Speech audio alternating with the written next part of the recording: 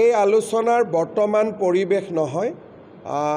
ভাৰতীয় জনতা পাৰ্টিয়ে BPFৰ লগত আমাৰ যি ৰাজনৈতিক আলাপ আলোচনা কৰিব লাগে তাক আমি কৰি আছোঁ। কিন্তু বৰ্তমান হাগ্ৰামা মহিলাৰীয়ে চৰকাৰ এখন গঠন কৰিছে। চৰকাৰখন শক্তিশালী কৰিবৰ বাবে তেখেতক 30টা দিন 40টা দিনৰ প্ৰয়োজন আছে। তেখেতসকলে ইতিমধ্যে তেখেতসকলৰ মনৰ ভাৱ প্ৰকাশ কৰিছে যে NDAত আমি আহিব বিচাৰোঁ, কিন্তু UPPL থাকিব নালাগে।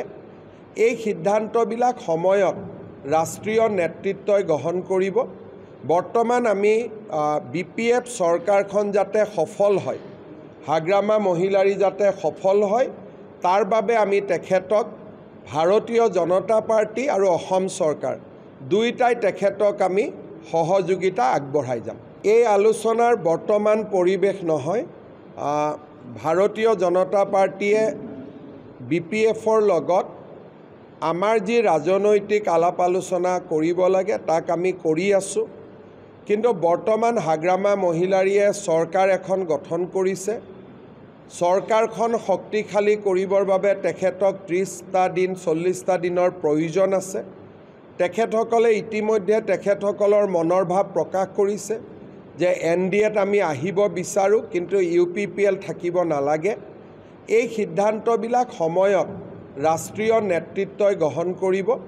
বৰ্তমান আমি BPF চৰকাৰখন যাতে সফল হয়, হাগ্ৰামা মহিলাৰী যাতে সফল হয়, তাৰ বাবে আমি তেখেতক ভাৰতীয় জনতা পাৰ্টি আৰু অসম চৰকাৰ দুয়োটাই তেখেতক আমি সহযোগিতা আগবঢ়াই যাম। এই আলোচনাৰ বৰ্তমান পৰিৱেশ নহয়। ভাৰতীয় জনতা পাৰ্টিয়ে BPFৰ লগত আমাৰ যি ৰাজনৈতিক আলাপ আলোচনা কৰিব লাগে তাক আমি কৰি আছোঁ। কিন্তু বৰ্তমান হাগ্ৰামা মহিলাৰীয়ে চৰকাৰ এখন গঠন কৰিছে। চৰকাৰখন শক্তিশালী কৰিবৰ বাবে তেখেতক 30টা দিন 40টা দিনৰ প্ৰয়োজন আছে।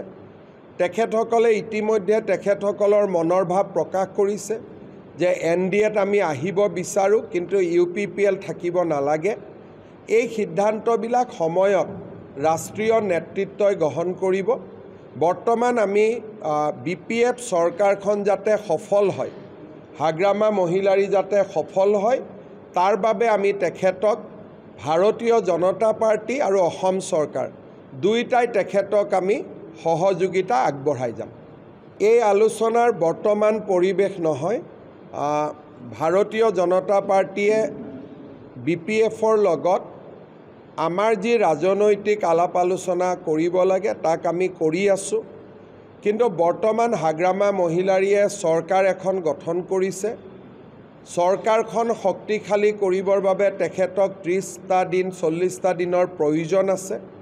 তেখেতসকলে ইতিমধ্যে তেখেতসকলৰ মনৰ ভাৱ প্ৰকাশ কৰিছে যে NDAত আমি আহিব বিচাৰোঁ, কিন্তু UPPL থাকিব নালাগে।